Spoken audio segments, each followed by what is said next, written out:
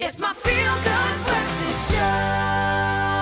Let's talk about our children. Now, when it comes to kids, not all children master nighttime dryness at the same age. It's just the same as learning any new skill like walking or talking. Now, today marks World Bedwetting Day, and it is so important to remember that bedwetting is a common medical condition that can be treated. That's very important, and bedwetting can also have a serious impact on a child's happiness, which makes it important for parents to be equipped with the right information to assist their child using practical techniques, management tools, and constant reassurance in order to build their child's self-confidence. Now, joining us today with first-hand experience is medical doctor, television executive and producer and presenter, Dr. Michael Mole. Good morning. Hey Zoe, how are you doing? How's it, Jamie? To be chatting to you. But I want to get right into it because I believe it is estimated that up to 16% of all South African children regularly wet their beds. That's crazy, right? But what kind of impact does this have on a child's self-esteem, and also how does it then affect their well-being emotionally further on in life? Studies have shown that kids who wet their beds, we call it nocturnal enuresis, really battle with self-esteem, low self-esteem. They undervalue their abilities, which leads to poor school performance, and they also have a poor view of their physical attributes. So they really see themselves in a very, very poor light just because of bedwetting, something they have no control over. Children who battle with bedwetting are at a greater risk of depression later on in life as opposed to their peers who are not battling. This is something that you need to deal with because it's a natural occurrence in a lot of kids' lives. What advice can you offer parents who are trying to manage this at home?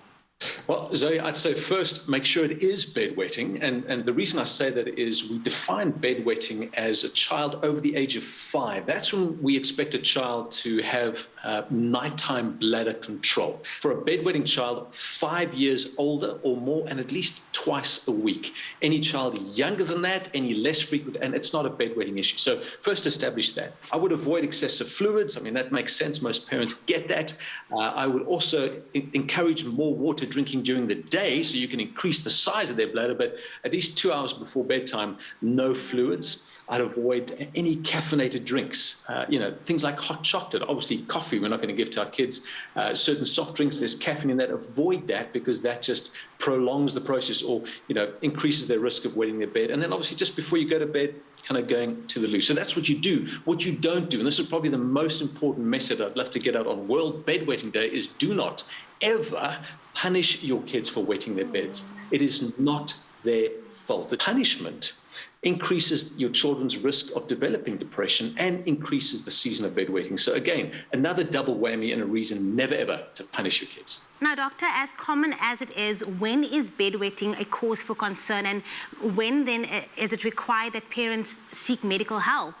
We expect kids to have nighttime bladder control by the age of 5, between 5 and 6. If your child is 6 or older and still wetting their bed at night, I think that warrants a visit to your family physician, your local GP. That, or if your child starts to develop daytime accidents. The other thing that you need to look at is something we call secondary bedwetting. Nighttime control, no problem. And then 6 months or more down the line, they start wetting their bed again. That's often an indication of a psychological reason for bedwetting, be that parental divorce or fighting or a new little baby being introduced to the family or bullying at school.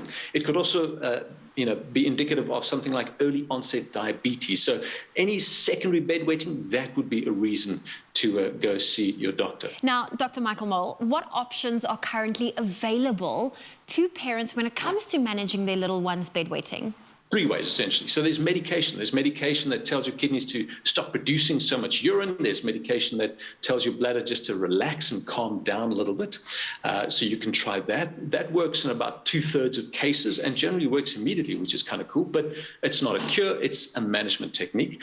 There are alarms, and that's just a way of teaching your child to get alert or kind of get that sleep arousal sync going so that when their bladder is full, they wake up. And then thirdly, and probably most common, is really just supportive. Tell your child this is common. 3 or 4 kids in their class are also battling with bedwetting. They're not alone, and just support them through the season. And one great way to do that, in fact, Huggies has got a brilliant product called DRYNITES. I wish we had that, because I was a bedwetter growing up, and I had one of my kids were bedwetters, so it was very much in our family. There is a genetic component, but it's basically a pajama pant. So it's quiet, it's super absorbent. It just takes the whole stress out of going to bed, not knowing if I'm going to wake up with wet sheets.